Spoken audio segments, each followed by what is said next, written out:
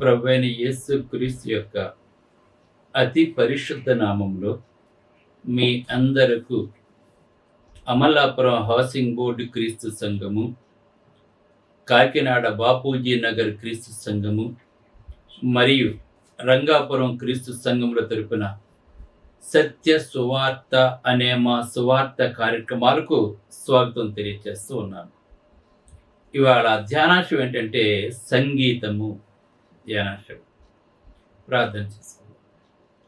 పరలోకమందున్న మా ప్రియ తండ్రి, నీ పరిశుద్ధమైన నామమునకు స్తోత్రములు స్తుతులు తెలియజేస్తున్నా తండ్రి.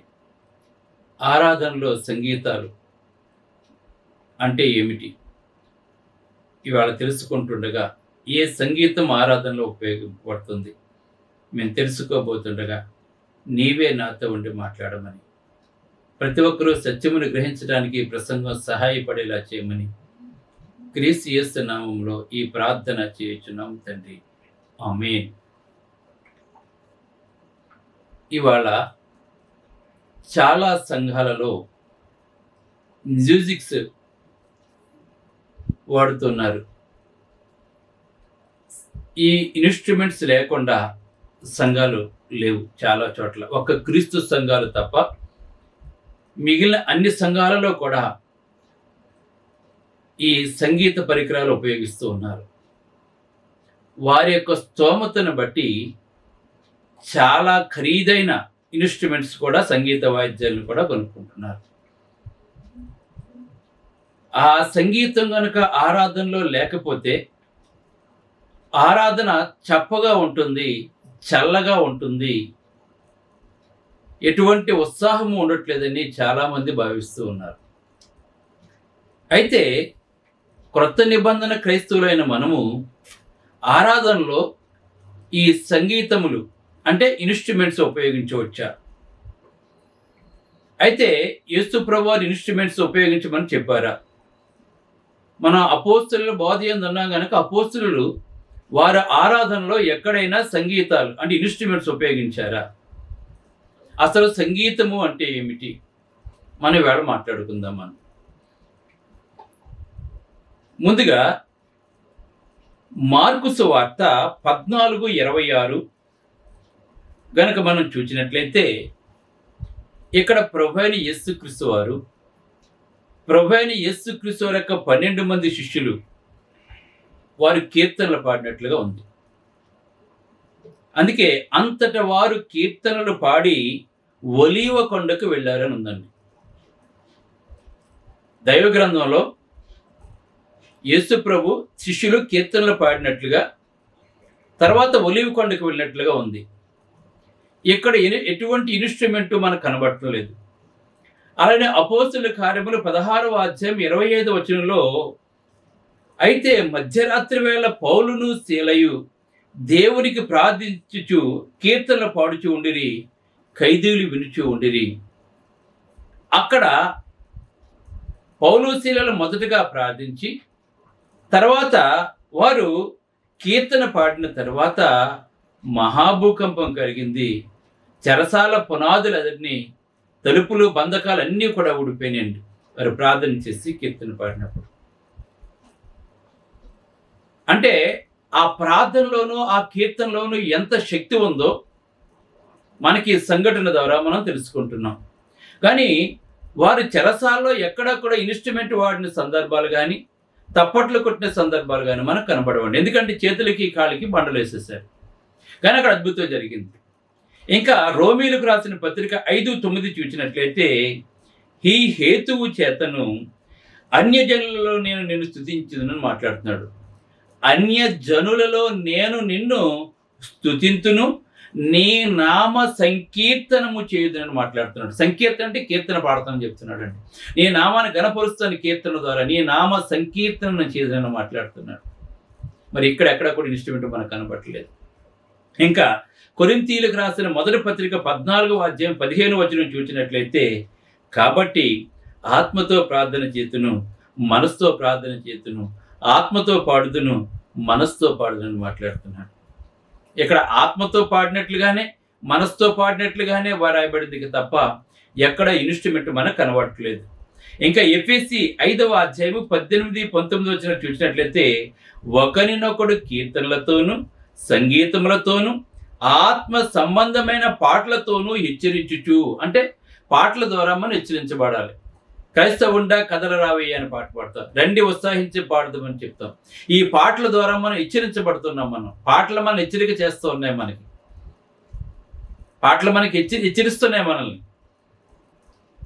అందుకే ఇక్కడ ఎలాగా ఒకరినొకడు కీర్తనలతోనూ, అంటే మన ఆరాధనలో కూడుకున్నప్పుడు ఒకరినొకడు కీర్తనలతోనూ, ఇక్కడ సంగీతములతోనూ అంటే చాలా మంది ఇన్స్ట్రుమెంట్ అని చెప్పి అనుకుంటున్నారండి. సంగీతము అంటే కేవలం మనకి ఇన్స్ట్రుమెంటే మనకి దృష్టికి వస్తుంది మనకి. కనుక సంగీతములతోనూ ఆత్మ సంబంధమైన పాటలతోనూ, ఆత్మ సంబంధమైన పాటలు అంటే ఆత్మ సంబంధమైన పాటలు ఎక్కడి నుంచి వస్తాయి? హృదయాంతర రంగాల్లోంచి వస్తుంటాయండి, హృదయపు లోతుల్లోంచి వస్తుంటాయండి. పాడుచు హెచ్చరించు మీ హృదయములలో ప్రభువును గూర్చి గానము చేయుడి, ప్రభువుని గూర్చి పాడుచు కీర్తించడం ఉందండి. ఇక్కడ ఎక్కడి నుంచి రావాలి పాట? హృదయాల్లోంచి రావాలండి. ఈ గానం ఎక్కడి నుంచి రావాలి? హృదయములో నుంచి. అయితే ఇక్కడ సంగీతం ఉంది కదా అని మాట్లాడుతున్నారు. అయితే సంగీతము అంటే మనకు 2 రకాలు ఉందండి. ఒకటి వాయిద్య సంగీతము, 2 ఏంటంటే గాత్ర సంగీతము. అంటే ఒకటి ఇన్స్ట్రుమెంటు, ఒకటి నోటితో పాడేదండి. ఈవేళ మనం కీర్తనలు పాడుతున్నామంటే అన్ని ఒకవేళ సంగీతము గనక మనకు రాకపోయినట్లయితే, తెలియకపోయినట్లయితే ప్రతి పాట ఒకే రాగంలో ఉంటుందండి. అన్ని పాటలు ఒకే రాగంలో పాడాలి మనం. కానీ మనకి వేల కొద్ది పాటలు ఉన్నాయి, లక్షల కొద్ది పాటలు ఉన్నాయి. అవన్నీ కూడా వేరు ట్యూన్స్తో మనం పాడుతున్న వేళ మనం గమనించండి. ఇక్కడ అంటే వాయిద్య సంగీతానికి దేవుడు కోరుకోవట్లేదండి, గాత్ర సంగీతాన్ని మాత్రమే కోరుకుంటున్నాడు. ఈ గాత్ర సంగీతం లేకపోతే పాటకి మనం పల్లవి కట్టలేం, మనం వాటికి అసలు ఆ ట్యూన్ రాదని. మనకి ఎంత చక్కటి ట్యూన్స్ మనం పాడుతున్నాం, మనం దేవునికి మనం ఎంత మంచిగా పాడుతున్నాం, ఒక్కొక్క పాట ఒక్కొక్క ట్యూన్లో పాడుతున్నాం మనం. కనుక దేవుడు ఏం తెలియజేసంటే గాత్ర సంగీతం గురించే. అది ఆ గాత్ర సంగీతం ఎక్కడి నుంచి వస్తుంది? హృదయాంతరంగంలోంచి వస్తుంది, మనసులోంచి వస్తుందని చెప్తున్నాడు అండి ఇక్కడ. కనుక మనం గాత్ర సంగీతము అంటే ఈ గాత్ర సంగీతం కనుక మనకు తెలియకపోయినట్లయితే సంగీతము, మన పాటలన్నీ కూడా వేరు రాగాల్లో మనం పాడలేము. మనం ఒక్కొక్క పాట ఎంత బాగుంటుంది. తేనె కంటే తీయనిదని అదొక రాగంలో ఉంటుందండి, చిరకాల స్నేహితుడు ఇంకొక రాగంలో ఉంటుందండి, హృదయమనుడు తలుపునతో ఒక రాగంలో ఉంటుందండి, ఇలాంటిదా యేసు ప్రేమ అన్నది ఇంకొక రాగంలో ఉంటుందండి, రండి ఉత్సాహించి పాడుదాం ఒక రాగంలో ఉంటుంది, క్రైస్తవుండా కదిలి రావయ్య ఇది ఒక రాగంలో ఉంటుంది. చూసారు, ఇవన్నీ కూడా ఈ సంగీతాన్ని అంటే గాత్ర సంగీతాన్ని మాత్రమే అపోస్తులు కానీ క్రీస్తు కానీ ఉపయోగించారు. కానీ ఎక్కడా కూడా కొత్త నిబంధనలు ఇన్స్ట్రుమెంట్ వాడే సందర్భం లేదని మనకి గమనించారు. మాకు ఊపు రాదండి ఇన్స్ట్రుమెంట్ లేకపోతే అని మాట్లాడతారు. నీ సంతోషం కొరకు దేవుని దగ్గరికి వస్తున్నావా, దేవుని సంతోష పెట్టడానికి వస్తున్నావా? నువ్వు ఆరాధన ద్వారా దేవుని సంతోష పెట్టాలి మనం. దేవుడు అటువంటి ఆరాధన కోరుకుంటాడు, నువ్వు సంతోషించేది కాదండి. నువ్వు సంతోషించడానికి దేవుడు చెప్పలే, నువ్వు చేయకూడదు, ఆరాధనలో పెట్టకూడదు. దేవుడు ఈవేళ గొప్ప గొప్ప ఖరీదైన ఇన్స్ట్రుమెంట్ కొనేసుకుని ఈవేళ డీజేస్ బయట పబ్స్ క్లబ్లో ఎలా ఉంటున్నారో సంఘాల్లో కూడా అలాగే ఉంటున్నారు వాళ్ళు. దానికి దీనికి తేడా కనపట్లేదండి. అక్కడ ఇటువంటి లైట్లు ఉన్నాయి, ఇక్కడ ఇటువంటి లైట్లు ఉంటున్నాయండి మనం. కానీ ఆత్మతో సత్యముతో ఆరాధించడం అంటే కేవలం ఆత్మతో మాత్రమే ఆ దేవుని ఆరాధించాలి. సత్యం అంటే లేఖనాల్లో వ్రాయబడిన ప్రకారంగానే ఆరాధించాలి. అది యథార్థవంతమైన ఆరాధన, అది దేవుడు అంగీకరించే ఆరాధన. ఇది మనం అందరము కూడా తెలుసుకోవాలి. అదేవిధంగా కొలస్సీ 3:16 కూడా మీ హృదయములలో గానము చేర్చు దేవుని కీర్తించమన్న హృదయాల్లోంచి పాడమని చెప్తున్నాడు దేవుడు. ఇంకా హెబ్రీ 2:12 కనుక మనం చూసినట్లయితే నీ నామము సహోదరుల మధ్య ప్రచురము చేతును, సమాజము మధ్యన నీ కీర్తిని గానము చేతునని మాట్లాడుతున్నాడు. సమాజము మధ్యన నీ కీర్తిని గానం చేస్తాను. అందుకే యెహోవాను గానము చేయుదుము అని పాడుతున్నారు. ఆయన పరో రథ సైన్యాన్ని ఎలాగైతే ముంచేస్తాడో అది మనం పాడుతున్నాం మనం. గనుక ఇంకా హెబ్రీ 13:15 చూసినట్లయితే ఆయన ద్వారా మనము దేవునికి ఎల్లప్పుడూ స్తుతియాగము చేయుదుము, అనగా ఆయన నామమును ఒప్పుకొనుచు జిహ్వ ఫలమును అర్పిద్దుము. జిహ్వ ఫలం అంటే ఈ నాలుగుతో పాడుతున్నాం మనం. ఈ నాలుగు లేకపోతే మనం మాట్లాడలేము. మనం జిహ్వ ఫలం అంటే ఎలాగా? ఎప్పుడు కూడా ఈ ఆత్మ సంబంధంగానే దేవుడు పాడమని చెప్తున్నాడు తప్ప ఇన్స్ట్రుమెంట్ ఎక్కడ కూడా అవ్వట్లేదండి. అందుకే యాకోబు రాసిన పత్రిక 5:13 మీలో ఎవనికైనను శ్రమ సంభవించిన ప్రార్థన చేయడి, సంతోషం కలిగిన కీర్తనలు పాడమంటున్నాడు.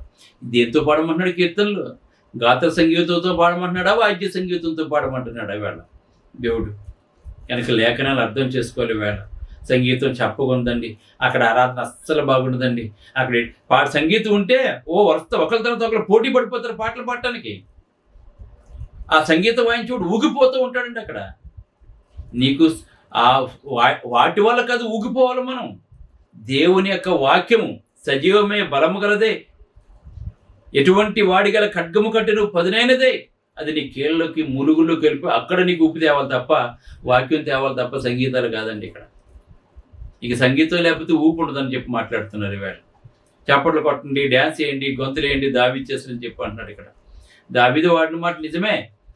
మిరియము కూడా మొట్టమొదటిసారిగా మిరియము యెహోవాను గానము చేస్తామని ఇశ్రాయేలు దేవుడు శేర సముద్రం దాటించిన తర్వాత దేవుని స్తుతిస్తూ పాడింది, తంబురుతోను సితారుతోను పాడిన మాట నిజమే. దేవుడు చెప్పలేదండి. అప్పుడు వాళ్ళు అలా పాడుకున్నారు. అజ్ఞాన కాలంలో దేవుడు చూడనట్టు ఊరుకున్నాడు, కానీ ఇప్పుడు ఊరుకోడండి దేవుడు. కొత్త నిబంధన కింద ఉన్నాం మనం. కొత్త నిబంధనలు ఎక్కడా సంగీతాలు వాడబడలేదండి. కనుక నాకు ఊపు రావట్లేదంటే దేవుడు ఒప్పుకోడండి. ఇక్కడ మనం ఎందుకు వస్తున్నాం? దేవుని ఆరాధించడానికి వస్తున్నాం మనం. అందుకే ఇక్కడ ఇవ్వబడిన లేఖన భాగాలు ఏ రకమైన సంగీతం వాడబడిందంటే, దేవుని స్తుతించడంలో యేసు ఆయన శిష్యులు ఎలాంటి సంగీతాన్ని వాడారు, తమ మనోభావాలను పౌలు సౌలు ఎలా వ్యక్తం చేశారు, ఎఫెసీ కొలసీలో ఉన్న వారిని ఏమి చేయమని పౌలు అడిగాడండి. కనుక తమ విషయంలో ప్రభు శిష్యులను ఏం చెప్పాడు ఒకసారి మనం చూడండి. మత్తయి 28:20 చూసినట్లయితే, మత్తయి సువార్త 28:20 చూసినట్లయితే, నేను మీకు ఏ ఏ సంగతులు ఆజ్ఞాపించుతున్న వాటన్నిటినీ గైకొనవాలని వారికి బోధించాడండి. ఆయన ఏం చెప్పాడో అవే మనం గైకొనాలి. నేను మీకు ఏ ఏ సంగతులు ఆజ్ఞాపించుతున్నా అవే మాత్రమే చేయమన్నాడు తప్ప ఆజ్ఞాపించని మనం చేయకూడదండి. ఇంకా యోహాను పత్రిక 2వ యోహాను పత్రిక 9వ వచనం చూసినట్లయితే, క్రీస్తు బోధన విడిచి ముందుకు సాగేవాడు శాపగ్రస్తుడని రాయబడిందండి. క్రీస్తు బోధన విడిచిపెట్టకూడదు మనం. ఆడు దేవుని అంగీకరింపవాడని చెప్పి ఇక్కడ మనకు రాయబడిందండి. అలాగనే ప్రకటన గ్రంథం 22:18-19 ఏమీ కలపకూడదు, దేవుని లేఖనాలకు ఏమీ తీయకూడదని చెప్తున్నాడండి. అలాగనే లేవీకాండం 10:2 వేరొక అగ్ని తీసుకొస్తే అహరోను కుమారు ఎలాగైతే కాలిపోయారు, దేవుడు చెప్పలేదు వేరొకటి మనం ప్రవేశిస్తే మనం కూడా అగ్నిజ్వాలలో వేదన పడాల్సి వస్తుందండి. కనుక ఫిలిప్పీ 4:9 ఫిలిప్పీ సంఘానికి ఏమి రాస్తున్నాడు పౌలు గారు చూడండి. మరియు మీరు నా వలన ఏమి నేర్చుకొని అంగీకరించుతురో, నా యందున్నట్లుగా ఏమి వింటురో, ఏమి చూచుతురో అట్టి వాటిని చేయుడి, అప్పుడు సమాధానకర్తకు దేవుడు మీకు తోడే ఉంటాడు. దేవుడు చెప్పినది మాత్రం చేస్తేనే, పరిశుద్ధాత్మ ద్వారా రాయబడిన ప్రకారంగా చేస్తేనే దేవుడు మనకు తోడే ఉంటాడు తప్ప, పరిశుద్ధాత్మ చెప్పిన ప్రకారంగా పరిశుద్ధాత్మలో ఉన్నదాని ప్రకారంగా మనం చేసినట్లయితే దేవుడు మనకి ఇప్పుడు తోడుగా ఉండడు. మనం భ్రమలో జీవిస్తాం. ఈవేళ అనేక మంది భ్రమలో జీవిస్తున్నారండి. ఈవేళ ప్రతి సంఘము కూడా, ఎక్కువ సంఘాలు క్రీస్తు సంఘాలతో పన్నాట్లోనే వాయిద్యాలు పెట్టేసి వాళ్ళు ఖరీదైన ఇన్స్ట్రుమెంట్స్ కొనుక్కొని ఖరీదైన చర్చ్ బిల్డింగ్లు నిర్మించుకొని అబద్ధబాధ చేస్తున్నారు. దేవుడు వాటిని అంగీకరించడు. ప్రార్థన చేసుకుందాం. పరిశుద్ధుడైన తండ్రి, పరలోకమందున్న దేవ, సంగీతం అంటే ఏంటి? అది వోకలా లేదా ఇన్స్ట్రుమెంటల్ మ్యూజిక్? కానీ కొత్త నిబంధనలో ఎక్కడ కూడా ఇన్స్ట్రుమెంట్ మాకు కనిపించదు ప్రభు. కనుక ఆరాధనలో సంగీతం అని ఉండకూడదు. దావీదు చేసిన మాట నిజమే, కానీ దావీదు వంటి పిచ్చి పాటలు పాడాడని చెప్పి ఆమోస్ తెలియజేస్తున్నాడు తండ్రి. కానీ కొత్త నిబంధనలో ప్రభు మరి దావీదు కంటే గొప్పవాడు, మోషే కంటే గొప్పవాడు, సొలొమోను కంటే గొప్పవాడు తండ్రి యేసుక్రీస్తు తండ్రి. కనుక ఈయన మాట వీడని చెప్పి మరి రూపాంతరం కొండ మీద దేవుడు ఆజ్ఞాపించాడు. కనుక నాయన మేము అన్నిటికంటే సుపీరియర్ యేసు ప్రభు. కనుక యేసు ప్రభు చెప్పిందే మేము చేయాలి. కానీ మేము పాత నిబంధన అలా జరిగింది ఇలా చేశారంటే ఆ పాత నిబంధన కొట్టివేయబడిందని, కొత్త నిబంధనలోనే క్రైస్తవుడిగా పిలువబడ్డామని, కొత్త నిబంధన క్రైస్తవుడిగానే మేము జీవించాలని ఈ లోకమంతా తెలుసుకొని ఆరాధనలో సంగీతాలు ఉపయోగించకుండా ప్రభు, అలాగనే ప్రతి ఆదివారం కూడా ప్రభు యొక్క శరీరక్తాల్లో పాలు పంచుకుంటూ 5 ఆజ్ఞలు ఆచరించి కొత్త నిబంధన ఆరాధన చేస్తూ అపోస్తుల బోధలో జీవిస్తూ నిత్య జీవానికి వారసులు ఉండేలా చేయమని క్రీస్తు నామములో ప్రార్థన చేయించున్నాను తండ్రి. ఆమేన్. మీ అందరికీ వందనములు. God bless. బ్రదర్ జార్జ్ రాజు వారా, church of Christ, housing board, Amalapuram, near KIMS medical college, Konaseema district, 538201. Mobile number 9848730355, 929331747. Email ID georgerajuvara@gmail.com. Website www.helpingforpoor.com.